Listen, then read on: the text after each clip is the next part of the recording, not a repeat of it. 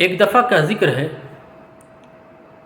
اسلامی حکومت کی راجدھانی مدینہ منورہ کے باہر ایک قافلہ، ایک گروہ سفر کرنے والا آ کر رکا۔ پہلے سفر بہت ہی مشکلوں کا ہوتا تھا، پیدل سفر کرتے، لوگ اونٹ پر سفر کرتے، کھچر پر سفر کرتے، ننگے پیر ہوتے، جنگلوں کا سفر، پتھروں کا سفر، ریتیلے میدانوں کا سفر، اور پھر سفر میں راستے میں چور و ڈاکو خطرہ ہوتا تھا، بہت احتیاط کے ساتھ سفر کرتے تھے۔ رات کا وقت تھا، قافلے کے لوگ لمبا سفر کر کے آئے تھے، خیمہ ڈالنے کے بعد لیٹے، تھکے ہوئے تھے، تھکن سے چور تھے، اس لیے فوراً ہی محو خواب ہو گئے، اس لیے فوراً ہی سو گئے، آنکھ لگ گئی، نیند میں ڈوب گئے۔ امیر المومنین حضرت عمر فاروق رضی اللہ تعالی عنہ اپنی رعایا کی حفاظت اور دیکھ بھال کے لیے رات میں گشت کیا کرتے تھے۔ کوئی پریشان تو نہیں ہے، کوئی چوری تو نہیں کر رہا ہے، کوئی دقت تو نہیں، کوئی کسی کو پریشانی تو نہیں۔ اسی دوران ایک خیمے سے ایک شیر خوار دودھ پیتے بچے کے رونے کی آواز آئی۔ بچے کے رونے کی آواز سن کر حضرت عمر فاروق رضی اللہ تعالیٰ عنہ رک گئے اور بچے کی ماں سے کہا بچے کو بہلائے اور اسے چپ کرائے۔ یہ کہہ کر آپ رضی اللہ تعالیٰ عنہ آگے بڑھ گئے۔ تھوڑی دیر کے بعد حضرت عمر فاروق رضی اللہ تعالیٰ عنہ کا گزر پھر اسی جگہ سے ہوا، پھر اسی راستے سے آئے، دوبارہ بچے کے رونے کی آواز سنائی دی۔ یہ دیکھ کر آپ دنگ رہ گئے۔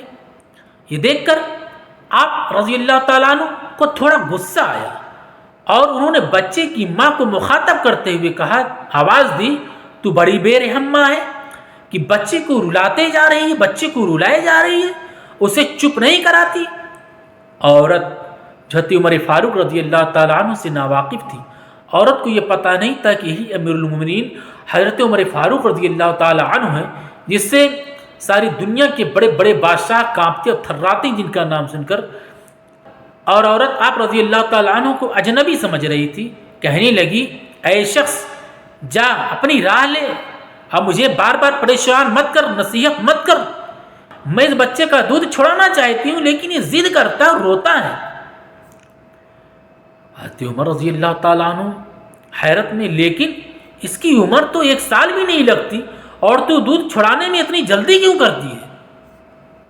حضرت عمر فاروق رضی اللہ تعالیٰ عنہ نے حیرت سے پوچھا تو اس عورت نے جواب دیا، اس لیے کہ امیر المومنین کا حکم ہے کہ بچے کا وظیفہ، بچے کی تنخواہ دودھ چھڑانے کے بعد مقرر کی جائے گی، دودھ چھڑانے کے بعد دیا جائے گا۔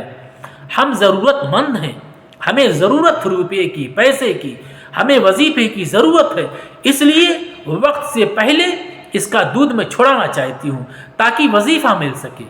یہ جواب سن کر حضرت عمر فاروق رضی اللہ تعالی عنہ پر رقت طاری ہو گئی اور وجود میں کپکپی طاری ہو گئی، بدن کپکپانے لگا خوف الہی سے۔